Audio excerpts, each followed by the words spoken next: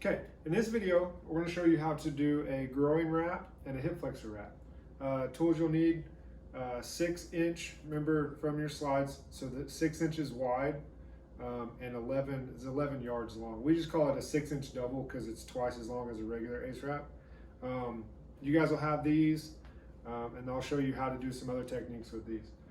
You'll need what we call a bolster, just something to prop their foot up on. I'm going to use this roll of tape. Dang it, hopefully you can see my head. I'm going to use this roll of tape. Be careful with your tape. If they step on it, it's going to smash it. So get a block of wood or a book or something to elevate their heel. So we use this for muscle strain. So groin strain is going to be pain along the inside of the thigh. Hip flexor strain is going to be pain more on the front part of the hip. It's going to hurt them when they raise their hip. And most people, it's pretty common. They'll be able to tell you I have a hip flexor strain. But this is a way that you can wrap them using the ace wrap to, one, provide some compression, eliminate any swelling.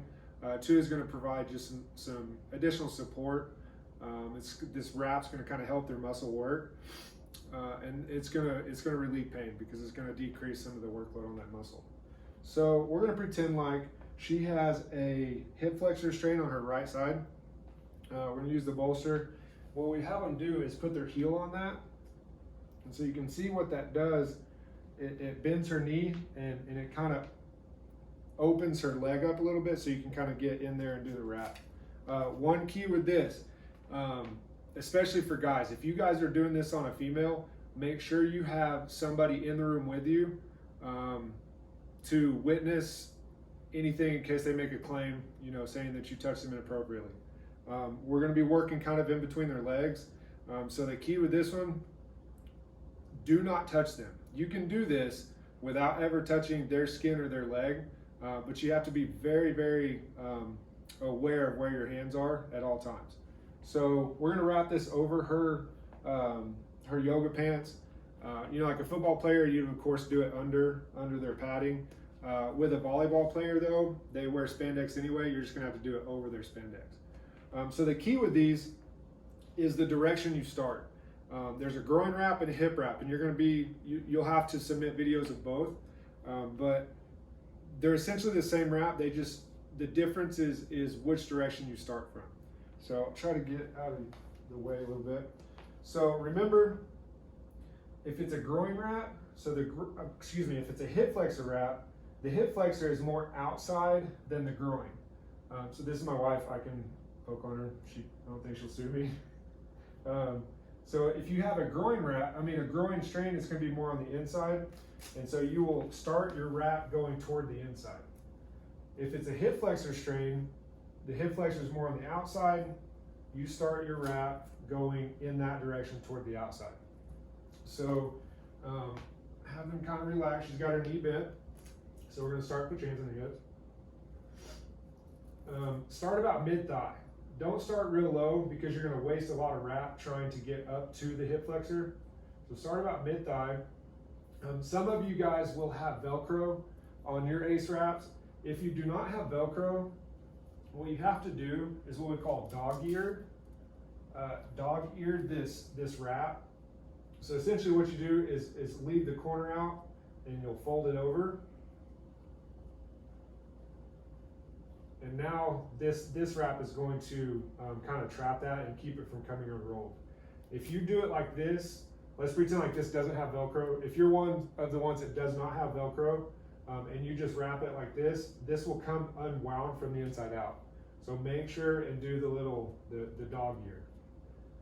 So remember, overlapping by half, working your way up. Maintain that tension like we talked about in taping. These are elastic bands. Your support and the support comes from the stretch of that wrap. So make sure you're getting some stretch on that. So we're going to go all the way up into her crotch. Not a better term for it. So again, be super careful. Once you get up there high enough, you're going to go from here around the waist. The key with this one is getting above their hip bone. If you wrap this down low, that wrap is going to slide down. You got to get it up above, kind of on their waist. So around the waist, around the thigh, And see, I can kind of get this wrap up a little bit higher without putting my hand in there. Around the waist, around the thigh, essentially until you run out. This ace wrap has Velcro on both sides, and so when I get done, I'm just going to take this Velcro, it's going to stick back to itself. For those of you that don't have Velcro, what I would do is have my athlete or my patient hold it, go get you some tape, and you're just going to tape it back down. So for this one, let's say I don't have a one with Velcro. So we're going to get into an awkward spot here, so I can say, all right, push that tape down for me. Push tape down. So now we've got that secured. And the last thing I'll do, if you don't have the Velcro, is do one wrap following the whole thing. So, whoops. Keep us some tension on there. Back to where you started. Cool. Hip flexor wrap. So the opposite is going to be the groin wrap, and you're just going to go the opposite direction. Start the tail on the outside and take your wrap toward the inside, and it'll be a completely different procedure.